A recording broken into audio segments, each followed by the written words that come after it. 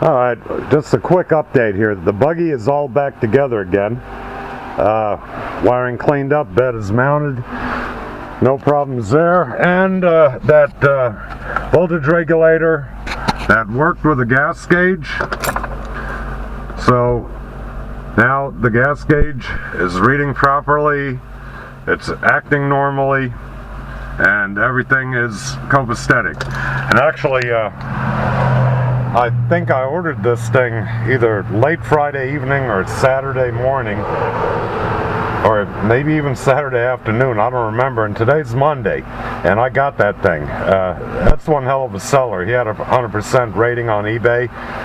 It came from Oregon. It was free shipping, so, you know, that was incredibly fast to get that little package. In either case, it works. So while I got the camera out, I'll do a quick update on the lift part too. I made the bracket, and I posted up some pictures on G+, this bracket here, you know, that I attached to the motor, drilled that, and put a aluminum bolt and everything in it, and then I put some black RTV silicone on top on the seam so the water doesn't sit in there.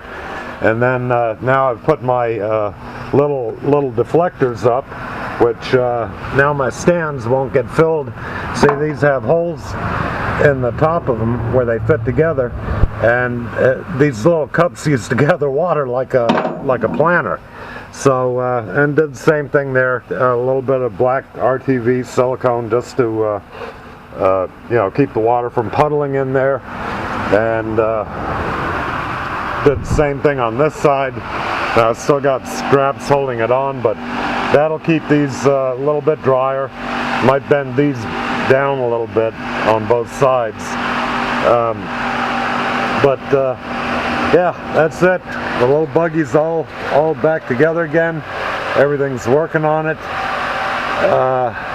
Even cleaned up some of the dash and the components I had apart. That was a good time to do it. So you know, once you have it apart, you might as well clean up a few things, and that's what it took. So it took the voltage regulator and the sending unit in the tank.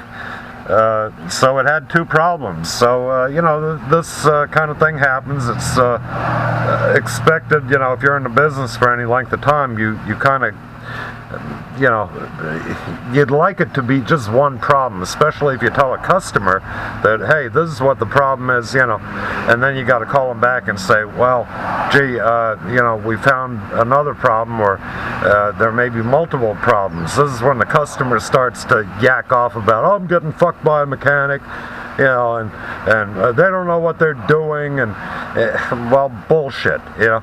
You can't test an entire system, especially when you have a known problem. You find that problem, and you know, also the older the vehicle, the more problems that occur.